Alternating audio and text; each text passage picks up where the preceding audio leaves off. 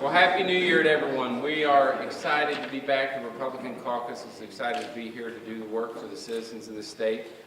We just finished up our first day of session where the House Republican Caucus offered our blueprint for Missouri. And it's we feel like the steps and moves us in the direction to move Missouri forward.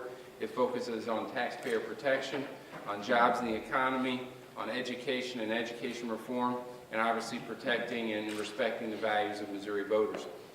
As far as taxpayer protection, the caucus is committed to balancing the budget and doing it by making the difficult decisions that the voters sent us here to make and not by raising taxes.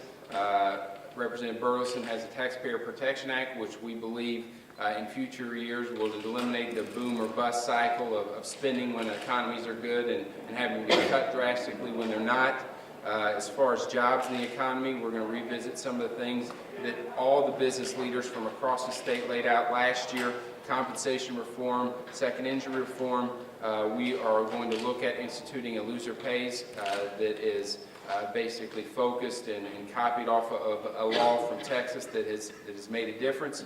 As far as schools, it's a passion of mine, it's a passion of our leadership team to make sure that every child has access to a world-class education. There's some things that need to be fixed with regards to the foundation formula and a recent court case in the Turner fix, but there's also some things that we expect in return with regards to education reform, which would be expansion of charter schools, some teacher accountability, and we believe tuition tax credit should be included in there for kids that are stuck in failing schools and have no options. As far as values, we look at passing the right of conscience bill to give some protection from pharmacists that do not want to prescribe abortion drugs. And I think that one of the top priorities should be making sure that we have a dedicated revenue stream for our veterans homes, so not a veteran or a family member of a veteran ever has to worry about our Missouri veterans homes closing. So we've got an aggressive agenda. It's an agenda that we feel like we can work with the Democrats on. And as a team, we're united. We're 106 strong. We're excited to tackle some of the issues that are facing the state, and we look forward to getting to work. Be happy to answer any questions. Can you expand a little bit on balancing the budget? Is that really something that can be done in this coming term? Well, sure. I mean, I think the state should operate like every business or every family has to operate. When times get tough, they have to tighten their belt and live within their means. And I've been in every county in this state. I've had a chance to visit with every member, and what they hear from their local town halls and from their coffee shops is when times get tough, government should do exactly what the family has to do, and that's tighten their belt, and that's exactly what we plan on doing. How would you deal with this boom and bust cycle, though you mentioned some? Well, it's a proposal that was set forth by Carl Bearden in the past. It basically regulates the growth of state government spending. And what happens is, and you know, the reality is when the economy's good and revenues are good, you know, we have to balance a budget, but we spend the remaining growth. And I think what we need to do a better job of for future legislatures is make sure that when times are good, we don't grow growth so much that when times turn back down, we have to make draconian cuts, which is what we've had to do. And so it's an idea that we believe will slow the growth so it's not like this. And so we look forward to having that discussion on the floor. But those are the things, you know, when you talk to the voters across this state, the thing that they're tired of in Washington, D.C. is spending their money without any way of having to pay it back. We want to be cognizant of that. We're not going to do that, and we're going to make the tough choices. And I think voters have rewarded us. You know, we're at the largest Republican majority that we've ever seen, and part of the reason we're at the largest majority is we've made sure that we don't go crazy spending money. There is a complaint that Missouri's cigarette taxes are the lowest in the nation, and that we already have on the books the use tax for internet sales, but we don't collect it. Are either of those in the picture as possible ways to improve the state's revenue picture? Well, let me address both of them. One, the issue of we do have the lowest cigarette tax, I believe, probably in the country, but the voters have had an opportunity to increase it twice and voted no twice. So I don't think there's a lot of enthusiasm for us to go in and tell the voters that they were wrong and we need to raise cigarette taxes. If it's put on the ballot, then each and every voter across the state will have an opportunity to choose that. But cigarette tax increase is not something that will pass the House while I'm Speaker. Two, with regards to the internet tax, I see both sides of that issue. I see a fairness side where, like, for example, in my community of Perryville, the Main Street stores are having to collect sales tax, but the internet-based companies are not. I think that's something that we should have a discussion on, but our caucus will make a decision on that as a whole. On education, do you see the school transfer issue and the foundation formula issue as being tied to the charter school?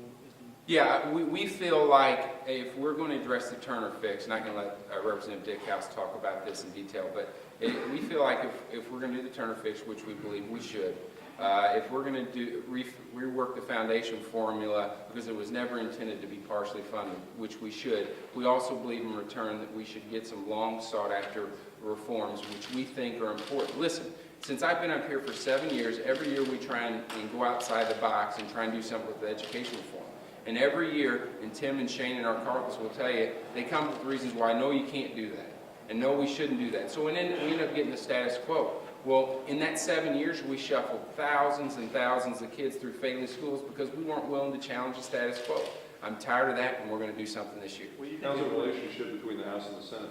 You know what? We're getting off on a good foot. You know, I mean, obviously it's well documented. We had our difficulties last year, and I'll take blame for my part of that. I had a great dinner with the President Pro Tem of the Senate. I know our Majority Leader has had numerous visits with the Majority Leader of the Senate, and we want to start off on a good note. And I told Rob that I want to focus on areas where we agree and let's stay away from areas where we disagree. So my hope is at the beginning of the session we focus on areas that we can agree will move the state forward, and then there'll be time for areas where we disagree. Would you say it's fair to say that either the so-called Turner fix or changes to the foundation formula will pass the House without those aforementioned items such as charter schools? Well, I don't want to draw a line in the sand, but what I'm telling you is I think they should be connected, and that's my intention. On the charter schools, are you proposing to do that statewide as when you're talking about expanding them with? Well, you know, is Scott here? Well, He's looking on the bill. okay, great. You know, the bill that we had last year expanded charter schools in unaccredited school districts as well as provisionally accredited school districts. And that'll be a starting point for this year. We may scale it back to just unaccredited because it barely passed the House last year and it didn't get through the Senate. But I think what the Speaker has said is that there are going to have to be other reform items that are going to be included in the entire package, because we can't go on having students in St. Louis City and the county now in St. Louis, as well as Kansas City, getting an education that's substandard. What do you say, sir, though, to the surrounding districts that suddenly might be obligated to take even more students than their current enrollment is? Well, I'm from Kirkwood School District. I was on the Kirkwood School Board for 12 years. My brother is the president of the Kirkwood School Board now. And we're very cognizant of the influx of students that will come to the county school districts in St. Louis County. And I filed a bill last year, I called it the Turner Fix, which was to limit the number to the space that the school districts had available at the time, just like they've been doing for 30 years with the VTS program in St. Louis County. So that would be part of this whole package. Representative Strain, do you support tuition tax credits as one of those reforms? Well, I'm going to have to look at how it's structured and make an assessment there. But it's something, as I've told all the education people in my area, that we're going to have to address the fact that schools that are unaccredited are not doing a good job with these students. And therefore, there's going to have to be some compromise with the education people as well as reform people. Right now, the Missouri Constitution prohibits the use of taxpayer money to parochial schools. Isn't that a hurdle for tuition tax credits? I think it will be, but again, I'm not a lawyer, and I'm not going to be able to address that. Tax credits are treated different. They don't hit the treasury. Speaking of tax credits, Sure. Will there be any effort to try to do a different approach to getting some of them passed, like if it was mentioned, maybe passing several small ones, trying to sneak them by? Yeah, I mean, clearly doing an omnibus economic development bill didn't work out so well. So, I mean, you know, in the House is never linked one to the other. So I think our position is going to be what it's always been is, you know, I'm more than happy to send the data storage centers to them, the amateur sports that I know, Tim, was an issue that you held, and I think, was it Eric Burleson now has it?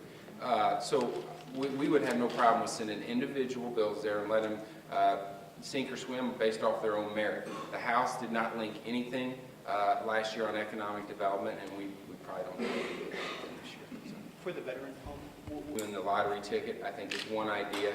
You know, originally, the gambling money was split, I believe, between the veterans and early education.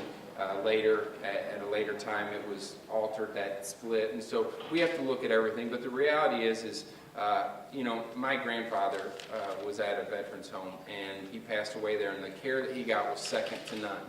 And he was on a waiting list to get in that home. There's a lot of people that never make it. So I think we've got to look at two things. One, we've got to have a dedicated revenue stream to take care of our veterans, the ones who have taken care of us.